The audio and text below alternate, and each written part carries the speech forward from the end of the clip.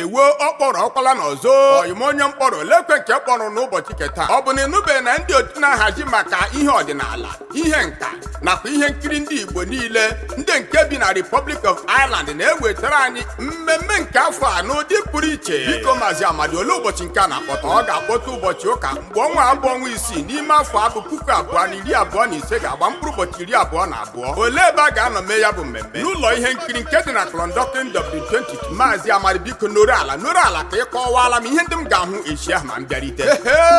Ebupụrụ ha eboo aka ha nkụ. Onye ọbụla ga-apụta leresia ihe nka nke esi ala Igbo wee bubata dịka ete eji egbu nkwụ, udu eji akụ mmanya, a ga-enwe ekere mgba, egwu ọdịnala ụmụ nwaanyị nke a kpọrọ Afro Cultural Group Island, mmanwụ otiaba, agaba, ekeleke, gwam okwu ntabi ire. Anyị ga-enwekwa obi aṅụrị echi ahụ maka na a ga-ahụ ogho, a ga-agba ogho echi ahụ nakwa egwu ọdịnala na ihe nkiri ọdịnala ndị ọzọ.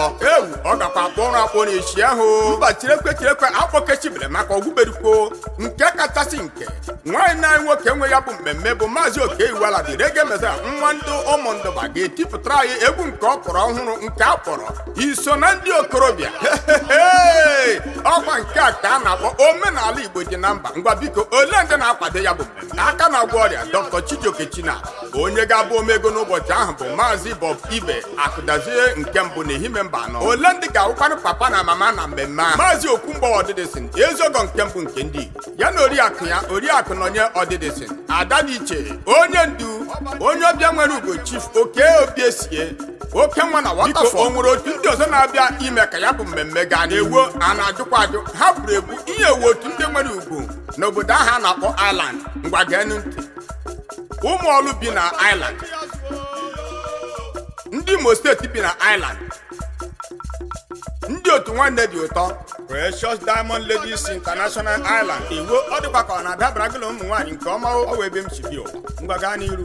Ndị Anambra steeti bi Ireland, otu ụmụ nwaanyị ha nke a na-akpọ Asa Women Ireland, ndị otu ụmụ Igbo obi Watafọ. Ole ndị binyere aka n'akwụkwọ ka mara ka m chere ka m kwucha anụ. Ngwa lee ndị binyere aka n'akwụkwọ.